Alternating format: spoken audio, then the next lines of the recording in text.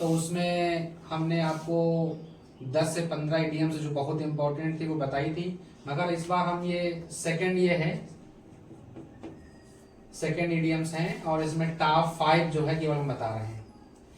तो सबसे पहले आप ये देखिए कि इडियम्स का कैसे यूज होता है। तो इडियम्स एक तो ऑप्शनल आती है क्वेश्चन के रूप में, जैसे मान लीजिए एक क्वेश्चन लिख दिया उन्होंने और उसके बीच अंडरलाइन कर दिया, तो उसका ऑप्शन आपको लिखना पड़ेगा। तो उसका ऑप्शन लिखेंगे जैसे, तो उसमें एक राइट कर दीजिए। एक होता डायरेक्ट खाली मीनिंग ये लिख देंगे, उसके बाद एक 4 ऑप्शन दे देंगे, उसमें आपको एक सेलेक्ट करना है। तो 2 तरह से क्वेश्चन आते हैं एग्जाम में। पहला देखिए सबसे इंपॉर्टेंट इडियम्स में से एक है टॉप 5 का मतलब आप समझ लें कि लगभग आपको ये परीक्षाओं में मिलेंगी, आती रही हैं और आती रहेंगी ये।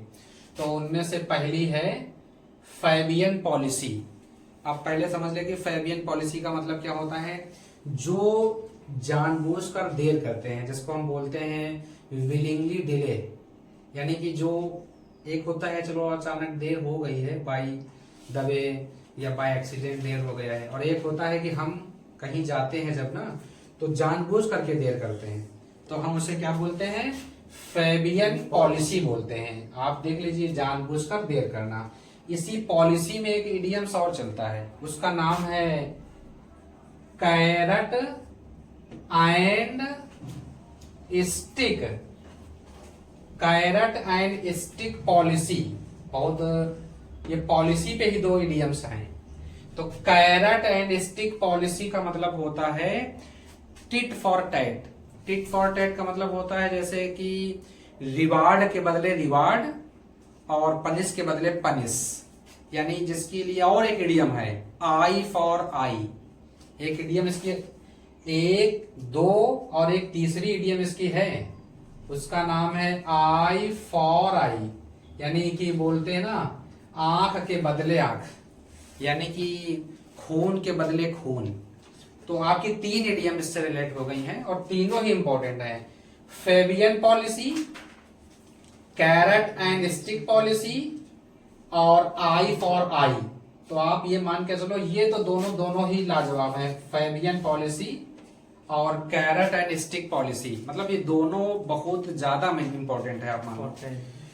तो इसका मतलब होता है टिट फॉर टैट, वो एक प्रोवर्ब होती है। टिट फॉर टैट मतलब होता है जैसे को तैसा।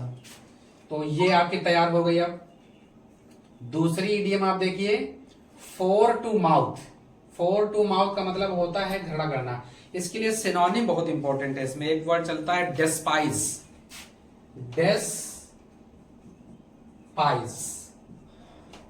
डेस्पाइस का मतलब भी होता है नफरत करना, नफरत करना।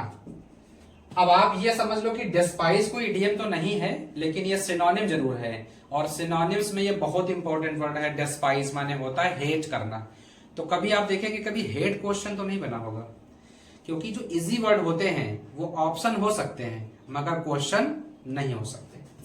तो इस आधार पे आप देखेंगे फोर टू माउथ का मतलब होता है नफरत करना, हेट करना, जिसके लिए दूसरा सिनोनिम है, बल्कि वो इडियम भी नहीं है, और इसका मतलब होता है डेस्पाइस। तो ये हो गया नफरत करना। अब आप थर्ड वर्ड देखिए, ये आप देखेंगे तो बहुत ज्यादा इंपॉर्टेंट है, क्योंकि आप देखेंगे टॉप 5 इडियम्स मैंने सेलेक्ट किए हैं और वो सबसे अच्छे हैं, यूज भी होते हैं और एग्जाम में भी आते हैं। तो फॉर गुड का मतलब इंग्लिश वर्ड होता है परमानेंटली। इंग्लिश का ऑप्शन जब भी लिखा होगा तो क्या लिखा होगा, परमानेंटली। परमानेंटली का मतलब हो गया हमेशा के लिए। तो आप फॉर गुड को देखेंगे तो इसका अगर अर्थ निकालेंगे तो अर्थ कभी इडियम्स के अर्थ निकालने पर अनर्थ होना तय है, क्योंकि इडियम्स एक सिंबल भाषा होती है, सिंबलिक यानी कि कोड लैंग्वेज होती है। और कोड लैंग्वेज आप देखते हैं हर विभागों में होती है। पुलिस विभाग है, जैसे डिफेंस विभाग है, हर विभाग में आप देखेंगे वहां की वोकैब चलती है। इडियम एक तरह से कम शब्दों में ज्यादा, जैसे हम बोलते हैं कि एक तरह से गागर में सागर भरना होता है, तो आप मानो इडियम्स का काम वही होता है। तो फॉर गुड का मतलब हो गया हमेशा के लिए। इसके बाद चौथा इडियम्स है once in a blue moon. इसका हिंदी अर्थ होता है शायद ही कभी, यानी कि हिंदी में लिखा होता है यदा कदा, जिसके लिए अंग्रेजी वर्ड होता है रेयरली। रेयरली भी होता है, बेयरली भी होता है, स्क्रैचली भी होता है। और आपको अगर मुहावरे के रूप में देखना है तो ईद का चांद होना होता है। और ईद का चांद होने के लिए एक इडियम्स अंग्रेजी में और चलती है, और वो है का डंकीज ईयर्स। हाँ, डंकीज ईयर्स। आप मान के चलो ये डंकीज ईयर्स, और एक होता है काउज ईयर्स, ये ज्यादा प्रचलित वर्ड है डंकीज ईयर। इसका भी मतलब होता है बहुत समय बाद। तो एक तरह से आप देख लीजिए, बोलते नहीं है कि ईद के चांद ही हो गए आप, तो ईद के चांद ही हो गए का मतलब यह है कि काफी दिनों से आप दिखाई नहीं पड़े। तो जब दिखाई नहीं पड़े तो उसको इंग्लिश में बोलते हैं once in a blue moon. ये आपका फोर्थ हो गया। And the last one, birds of the same feather. इसका मतलब हिंदी में होता है एक ही स्वभाव के लोग। और एक ही स्वभाव का मतलब हो गया जैसे जस बाप तस बेटा,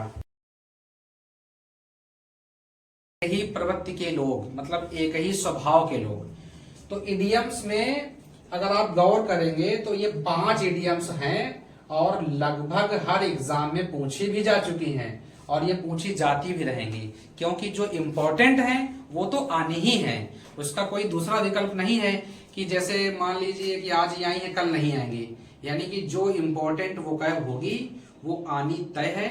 इसीलिए हमने आपको सेलेक्टेड 5 इडियम्स लिखी, ताकि आपको ये तैयार भी हो जाए और ज्यादा विस्तृत रूप से पढ़ना भी ना पड़े। जैसे इडियम्स कोई छोटा पार्ट नहीं है, बहुत बड़ा पार्ट होता है इडियम्स में। और सेलेक्टेड का मतलब हो गया या तो वो जो जानता हो वो आपको बताएगा।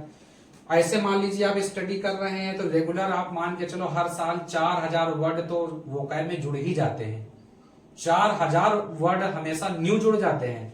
अब आप कल्पना करिए कि 4000 आप अपडेट होने के लिए पढ़ेंगे, तो ये बिल्कुल समुद्र की तरह होता है वोकैब। अगर हम सोचें कि हम इन्हें 2 महीने में 4 महीने में तैयार कर पाएंगे तो इट इज टोटली इम्पॉसिबल। जैसे आप कभी गौर करेंगे तो ये वोकैब एक समुद्र की तरह ही होता है। अब समुद्र का मतलब हुआ कि आप एक एक करके भी तैयार करेंगे तो कभी नहीं कर सकते। इसीलिए हमारा मानना ये है कि जो इम्पोर्टेंट वोकैबुलरी है आप वो क्लियर कर ली, क्योंकि आपको एग्जाम क्वालिफाई करना है। तो एग्जाम क्वालिफाई होने के लिए आपको सेलेक्टेड वर्डों की जरूरत पड़ेगी, जो कि हमने आपको बताया।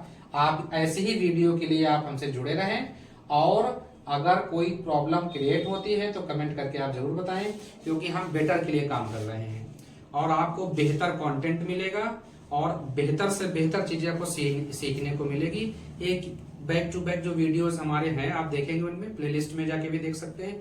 आप वोकैब से लेके ग्रामर तक, स्पीकिंग से लेके हर चीज आपको मिलेगी, और वो आपके एग्जाम के लिए बेस्ट चीज है। That's all.